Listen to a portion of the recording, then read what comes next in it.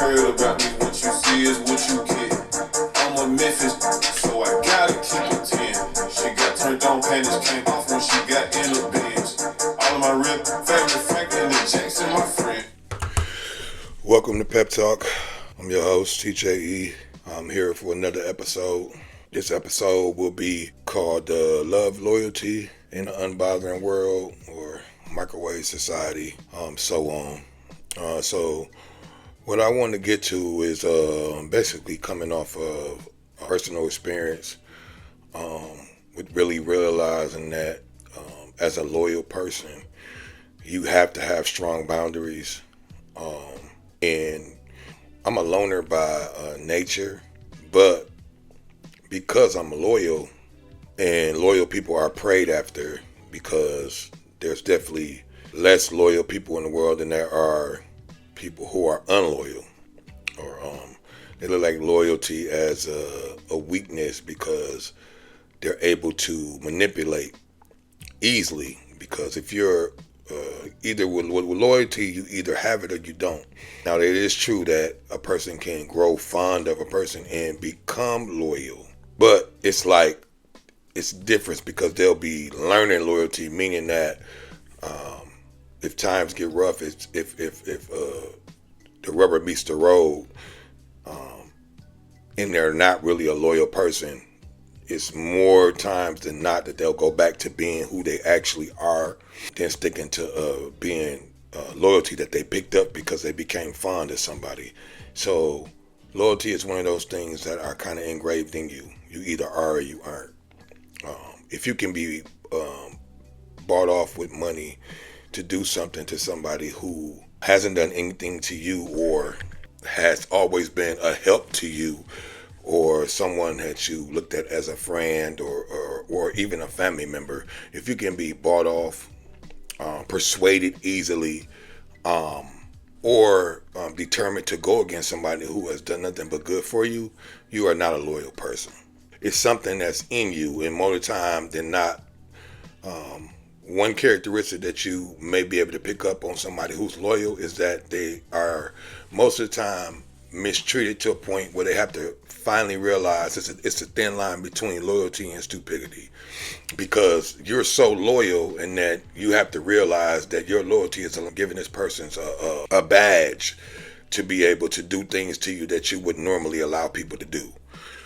So I've learned that even though being loyal, you are under a microscope, and people like to play games and use your loyalty against you, that you have to create strong boundaries to be able to know and decipher and discern when somebody is playing games in your face, or playing, like they say, the word today, playing in my face, because people will do it. And honestly, to tell you the truth, more people than not will do it. So you gotta decipher that, with also sticking to your morals and your standards as a loyal person. Excuse me. I would never trade in or feel bad about being a loyal person. It's all about the choices you make, the people you choose to give your loyalty to, because loyalty is a two-way street. That's the thing about having strong boundaries, because as a loyal person, you kind of got to find people that are loyal. Otherwise, what's going to happen is you are going to be mistreated. And, excuse me, it doesn't even have to be on purpose. If a person is not loyal, I can't judge them and say, oh, that's a bad thing, because it just doesn't run in everybody.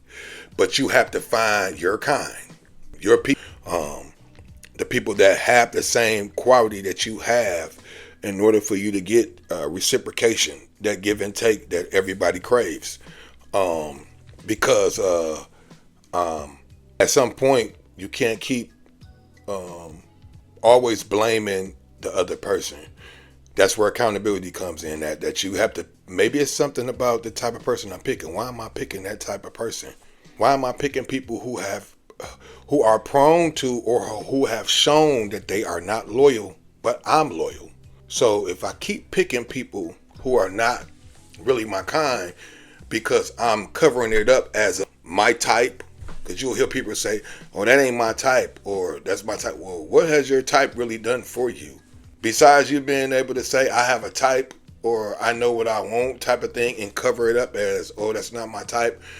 If your type is always the type of person that you are not in healthy situations, and that you are more than likely in toxic situations, you need to reevaluate your type, because obviously your type is not doing justice for you.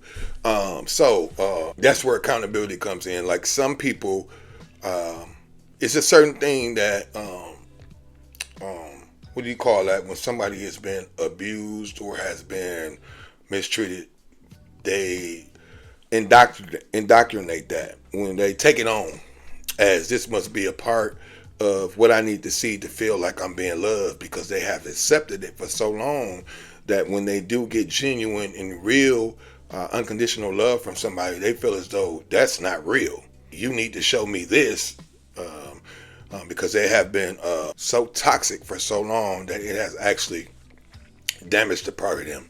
And that's something that you can't heal and bounce back from, but you have to want to. You have to want different. You have to want to see different.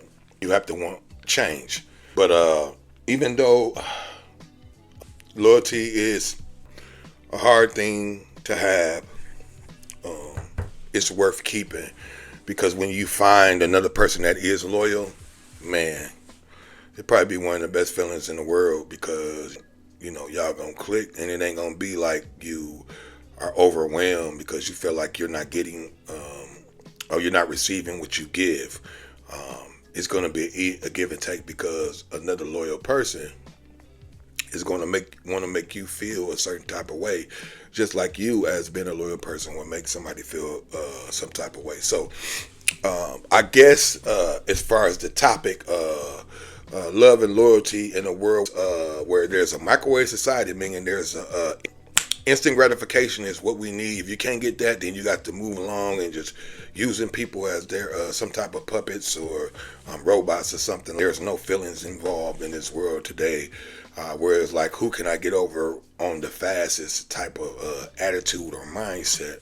The way that you combat that as a loyal person is that you just have to have strong boundaries, and you just have to have a level of love for yourself. That's where self-care comes in. You have to do things for yourself that you don't actually need somebody. You're not codependent. And I'm not saying that when you get in a relationship, you don't want to have that vulnerability where you can rely on somebody, and that if you need them, then they'll be there for you. But what I'm saying is that you have to have a level of independence, but not to the point where you don't have standards or boundaries or morals. So you want to be independent because you want to be able to have that power where you're able to take care of yourself at the end of the day, and you're not dependent on people. But at the same time, you want to have that vulnerability with whoever that special person is, that that you're still open to receiving. Because sometimes I'm a giver, and I know it's probably other givers have this same issue in relationships. We know how to give real good, but we don't embrace receiving, because we've probably been in situations where we just didn't never receive as much as we gave. So we have to learn that. It has to grow on us, and that's something that that God showed me about myself, that I have to learn to receive from people. And everybody that's trying to do something for you is not trying to manipulate you or look for something on the back end or that type of thing. So I have to be open to that too. And that's something in my process that I have got better at.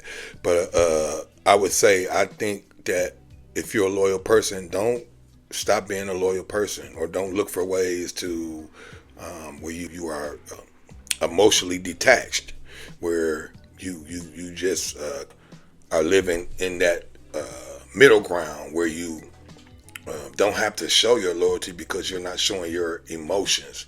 So you just like, I don't want anything serious because you're guarding yourself from being hurt.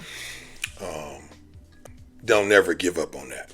If you're in the process, you take time to yourself, love on yourself, because eventually in the manifestation world, the more that you pour into yourself, you're going to receive what you're giving to yourself.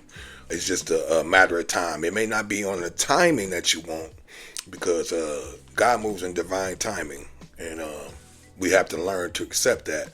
And the more we accept that, the faster that these manifestations will be coming back in for us.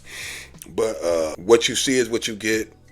What you pour in is what you're going to get back eventually. Like I said, the timing is very important, and it may not be on your timing, because you may not be prepared for what it is that you think you are prepared for at that time. And God is perfect in knowing when we're prepared for that, and He's perfect at knowing if we're not quite prepared, that the person that He brings into our life is going to be patient enough to help us to get to that point. So like I said, it's the main thing that I want to convey, is that if you are a loyal person, or if you're a person that's a lover at heart and you still looking for love, do not give up. Focus more on yourself, pour more into yourself, and trust me. God bless you, Lord. Trust me, in due time. Like I said, timing is very particular to God and how He sees it. But the more you pour into, you genuinely pour into yourself, you genuinely enjoy your own company, you are comfortable in your own skin, and you're a leader of you first. We have to be a leader of ourselves first before we can actually lead other people. So we can't be so quick to move when somebody says something or somebody don't like something. We have to be kind of strong in our convictions first, before we're able to get other people to follow. Or in other words, you have to be a great soldier or a great follower at some point before you learn how to become that leader that it is that we all should aspire to be. Hold on for a second. So I would say, and I just want to read this off right now, something I looked up. It says, in today's society, while love and loyalty remain important values, there's a perception that they might be less prevalent due to factors like increased individualism, readily available dating options, and the fast-paced nature of modern life. Though many individuals still prioritize strong and committed relationships built on both love and loyalty, the key is to actively nurture these qualities within partnerships.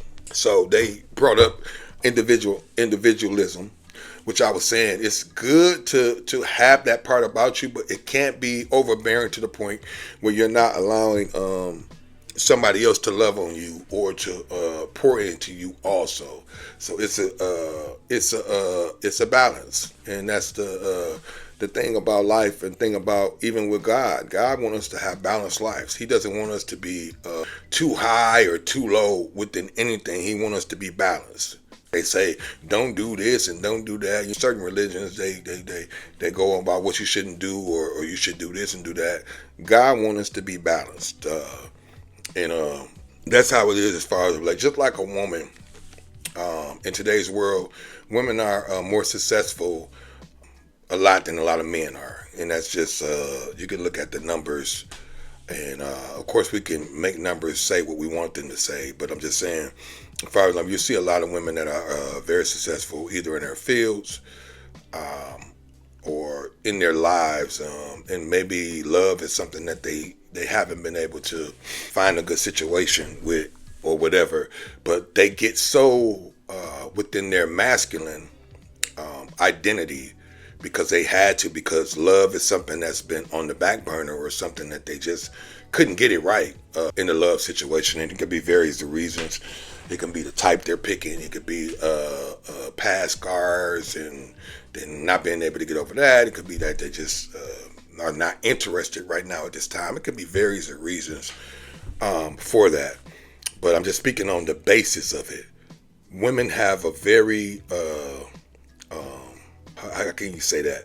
It's like, it has to be a balance. Even though she's been in her masculine, walking in her masculine and been happy to create and take care of a family without a man by her, when she does get a man, she has to share. And when I say share, I'm not talking about like anything material or finances or anything like that. That's something that if it's there, but I'm talking about from a building foundation part. She can't have that masculine identity all the time with a real man that's there to help her, not someone who's there to use her or abuse her or try to manipulate her. I'm talking about somebody that's actually there to build a foundation, firm foundation with her. She has to give that back and be able to be in her more feminine arena at times. So, if she has a real man and a man that is for her, she still can be in that area where she can still be comfortable, especially if the woman is she's very successful in her field. She's a businesswoman, or she has a corporate job, or something like that, where she's bringing in that she has to be able to feel comfortable being in that her masculinity at times. But it needs to be a balance, because that's just how it works. It needs to be a balance, and she has to be open to that if she wants to have a successful relationship. Maybe she doesn't, and that's a whole different topic to touch on about that. But I'm just speaking about if she does.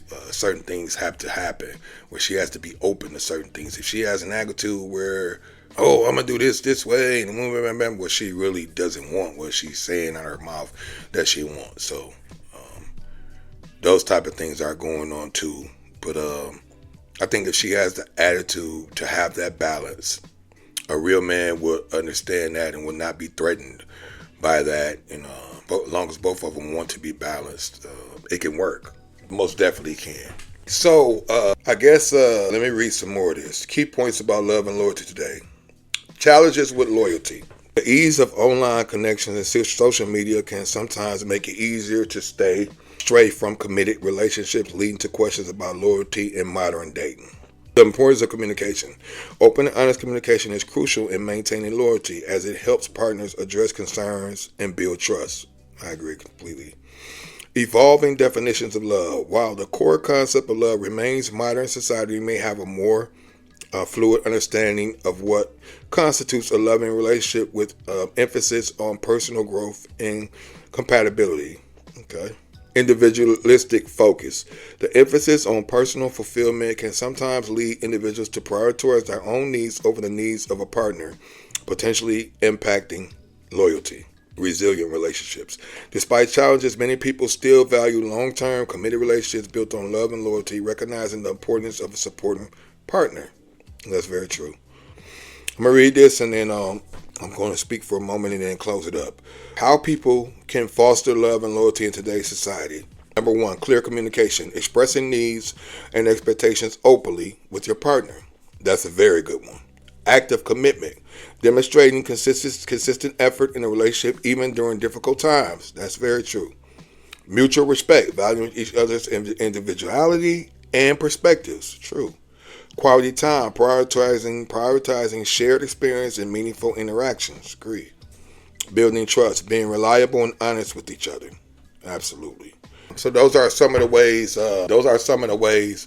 That you can foster good relationships in today's society. Even though everything in society is saying that it's not a good idea, it can be accomplished with two people that have a shared vision together, that both are loyal, that both want love and have a heart for it. These things can be accomplished.